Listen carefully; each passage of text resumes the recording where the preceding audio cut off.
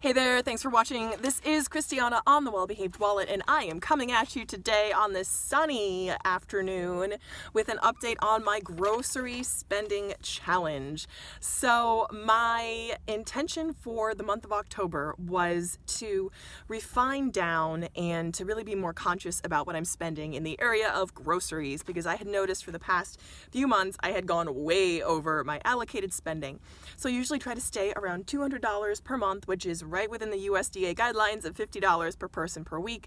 But I noticed, and especially last month, I had spent close to double. I spent $390 on groceries, and I noticed that a lot of that was just, I don't want to say careless spending, because at this point I'm pretty conscious of what I'm spending, but it was definitely not needed. It was there were a few elements of luxury purchasing in there. So for this month I wanted to be more conscious about what I'm spending and really sticking within that $200 budget.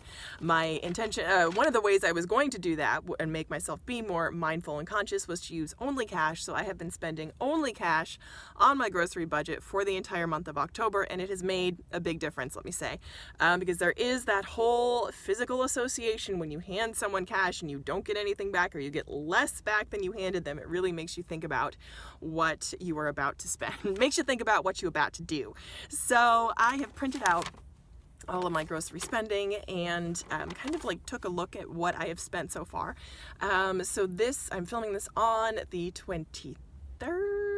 So this will go up Thursday the 24th, and we've got I want to say 7 more days to the month, and I've got $60, so I'm confident that I will be able to make it through the rest of the month and stay well within my $200 limit.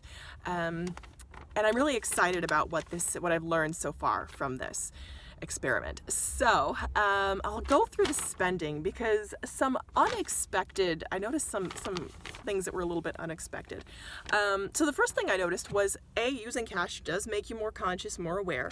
I noticed that I was really, now that I knew that I would have to be accountable with my purchases, I was a little bit more mindful of buying more frugal and healthy options, and so that was something that I noticed as well. But I also noticed that a good deal of my spending does tend toward the, let's say, frivolous, kind of the fun category.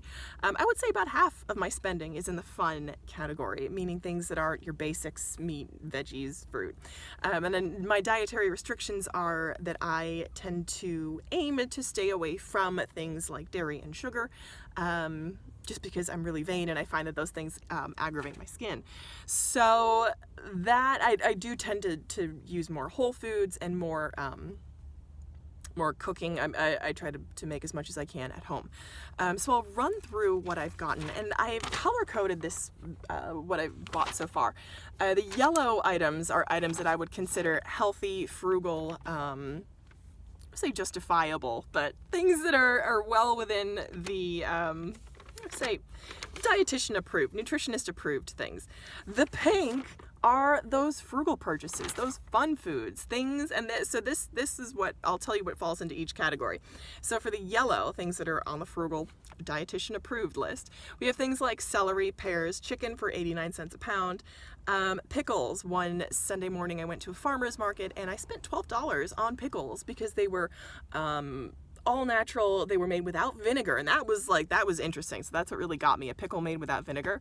It was just all natural, salt cured, and it was a woman who was using a recipe that had been passed down from her family, generation to generation, which I thought was really neat. All she used was salt. There were no crisping agents, so that was kind of an interesting special item, which I fully consider to be healthy, probiotics, whatnot. And I spent $12 on that, and it was worth every penny, let me tell you.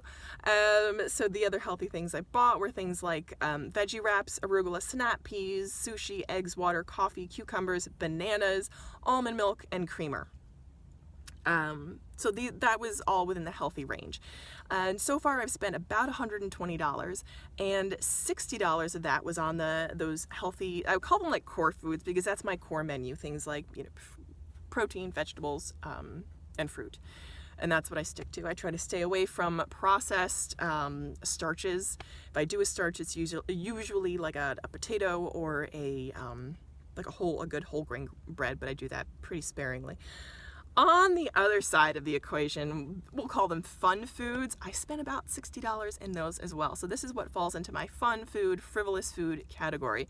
Things like energy drinks, pork rinds, ramen, sugar-free apple pie, cake, whipped cream, frozen pizza, chips, salsa, chili, and more chips. So that's what I spent as far as those things go. I don't even know what to call them. Because they're not necessarily bad. Something like a tortilla chip or sweet potato chips aren't terrible for you. They're not the best, but as far as like fun foods go, it's not going to kill you nutritionally or from a budget standpoint. The important thing for me was to be aware and mindful. And this isn't something that I'm aiming to continue, although it seems perfectly doable for the next little bit to be this mindful and aware of what I'm spending. And I think it's a good exercise to really narrow down and to hone in and to be intentional about what you're buying at the grocery store, which I am for the most part. But there's also sort of an element of you want to stock up. I have been eating out of my cupboards a little bit. I do a lot of tuna. I do a lot of chickpeas. And I've been dipping into my pantry supply a little bit as far as that's concerned. And I would like to sort of restock the fridge and freezer as well. So that's something I'm going to be doing coming up. Something else. So that was the great thing that I noticed was I'm actually spending less. I don't know how that works psychologically. I think just being aware made me naturally spend less. So that was a great thing. And that I managed to feel, for the most part, fulfilled.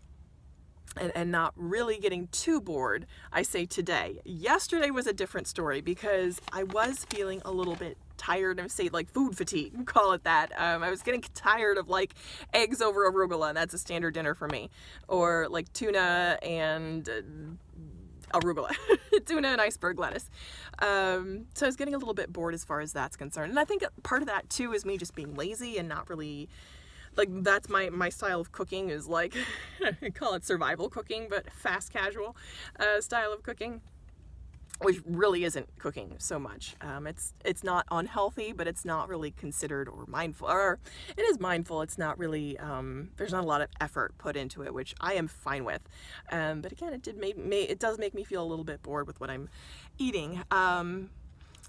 However, so there's that, and there's also the element of feeling deprived. And where this feeling of deprivation came in, and it's kind of my own, me being silly, but I went over to a friend's house and they asked if I wanted to join them for dinner, and I didn't want to be a burden because I know sometimes you only have enough for your family and then someone else comes over and you're like, crap. But they were having turkey, so I said I was good, I'd already eaten, which I had. But they were having turkey Reubens, and I tell you, the minute, and they smelled so good. It was like that crisp, the butter and on the bread, on the frying pan. She had a griddle out. It's like, oh, it smelled so good. But I immediately started calculating the cost of every item. I try to stay away from real butter because of the dairy element. But it smelled so good, and they had the bread, the butter, and they used good butter. They used Kerrygold butter. It was rye bread, the cold cuts, the cheese. She made that like Thousand Island dressing, and then sauerkraut. I was like, that's 6 things. Like, how much did she spend for that?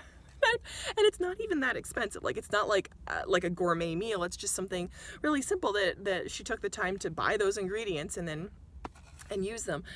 So that was just something that I noticed, that immediately I start tabulating and calculating up the cost of those things. And they're in a different financial spot. So the mom is retired and has significant savings, and I would consider them financially free at this point. So I'm like, one day I'll get there and I won't care about dairy. Like, that's also the goal. I'm sure she has different hormonal needs as far as that's concerned. But that was on Sunday night, and it left me feeling a little bit deprived. But again, my own feeling silly, because I'm sure that if she had asked, or if I had asked, and she did ask if I wanted, I could have had some with them.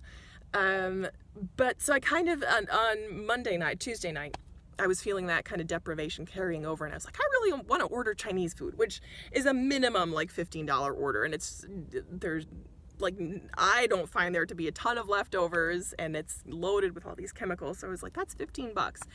But I had this craving and I'm like, all right, let me get creative. So let me tell you something else that made me super happy. There is an Aldi that opened up right within like one of the normal loops that I make. It's about, I would say 8 miles from my house, but it's right near where I teach private viola lessons. So I was like, yes. So I went there right after viola and I'm like, all right, I'm craving Chinese food. What can I have? And I found these like ready-made meals from the Aldi brand, and you just like throw them in a skillet, 10 minutes and you're done.